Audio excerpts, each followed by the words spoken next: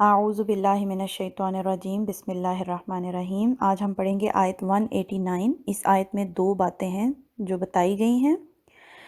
یسألونک عن الاہلہ، وہ سوال کرتے ہیں آپ سے چاند کے بارے میں۔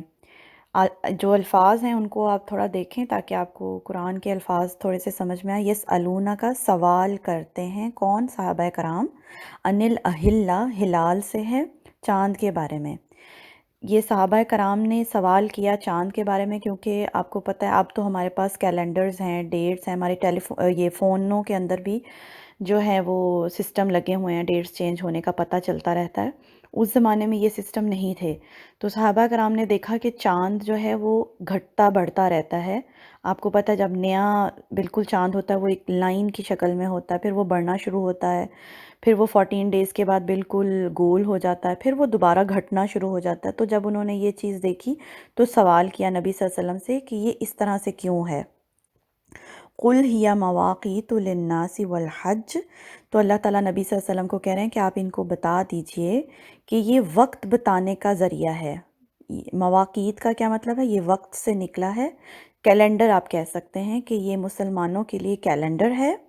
والحج، اور عبادات کے مہینے بتانے کا ذریعہ ہے، یعنی کہ آپ چاند کے ساتھ آپ کی عبادات جڑی ہوئی ہیں۔ مہینے جو ہیں حج کے جو مہینے ہیں وہ کیسے معلوم ہوں گے؟ چاند دیکھ کے۔ آپ کو پتہ ہے اسلامی کیلنڈر جو ہے وہ قمری کیلنڈر کہلاتا ہے، یعنی چاند کے حساب سے اسلامی کیلنڈر چلتا ہے، اور اسلام کے اندر بھی 12 ہی مہینے ہیں، اور مہینہ کب شروع ہوتا ہے وہ چاند کو دیکھ کر پتہ چلتا ہے، ٹھیک ہے۔ اور دوسری بات کیا بتائی گئی ہے اس آیت میں؟ وَلَيْسَ الْبِرُّ بِأَن تَأْتُوا، اور نہیں ہے نیکی، بر نیکی، یہ کہ تَأْتُوا تم آؤ، البیوت، بیت کہتے ہیں گھر کو، گھروں کو، من ظہورہا ان کے پچھواڑے سے۔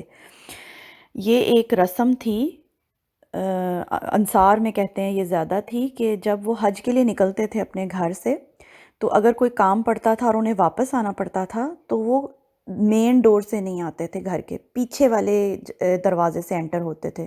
ایسے ہی ایک رسم بنی ہوئی تھی، اور ایسی بہت ساری رسمیں ہمارے معاشرے میں بھی بنی ہوتی ہیں، اور آگے سے آگے وہ لوگ ان کو اپنے بچوں کو پہنچاتے رہتے ہیں، اور پھر ہم انہی کو کرتے رہتے ہیں، حالانکہ ان کی کوئی لاجک نہیں ہوتی، کوئی سینس نہیں ہوتی۔ تو ایک جو مسلمان ہے وہ ایک سینسیبل انسان ہوتا ہے، ایک باوقار انسان ہوتا ہے، ہر چیز کو وہ دلیل کے ساتھ کرتا ہے۔ ایسی نان سینس جو چیزیں ہوتی ہیں جن کی کوئی لاجک نہیں ہوتی وہ کام مسلمان نہیں کرتا۔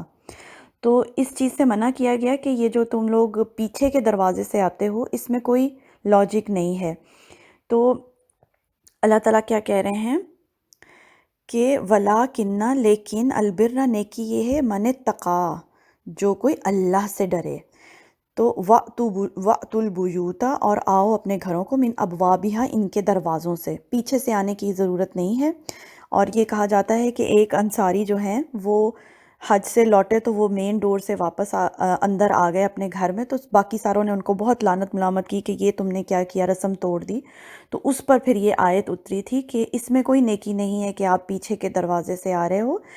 مسلمان جو بھی کام کرتا ہے وہ لاجک کے ساتھ کرتا ہے، اپنے گھروں میں انٹر ہونے کے لیے مین ڈور ہی استعمال کرو، اس میں کوئی سائنس نہیں ہے، اس میں کوئی سینس نہیں ہے کہ آپ پیچھے کے دروازے سے انٹر ہو۔ تو ہم اس چیز میں کیا اپنے لیے ہم نے کیا لرن کیا ہے کہ اگر ہم اپنی زندگی میں ایسی کچھ رسموں پر کر رہے ہیں، عمل کر رہے ہیں جن کی کوئی لاجک نہیں ہے، سینس نہیں ہے، تو ان کو چھوڑ دیں، ٹھیک ہے۔ وَاتَّقُوا اللَّهَ، اور کیا کرو؟ اللہ سے ڈرو، لعلکم تفلحون، تاکہ تم فلاح پا جاؤ۔ تو مین جو چیز ہے وہ یہی ہے۔ وَاتَّقُوا اللَّهَ یہاں کیوں کہا گیا؟ کہ اللہ کا کہنا مانو۔ اصل نیکی کیا ہے؟ کہ آپ اللہ کی بتائی ہوئی باتوں پر عمل کرو تاکہ آپ کامیاب ہو جاؤ۔ فلاح کسے کہتے ہیں؟ تاکہ وہ فلاح کا جو لفظی معنی ہے وہ یہ ہوتا ہے کسی گول کو اچیو کر لینا، کامیاب ہو جانا۔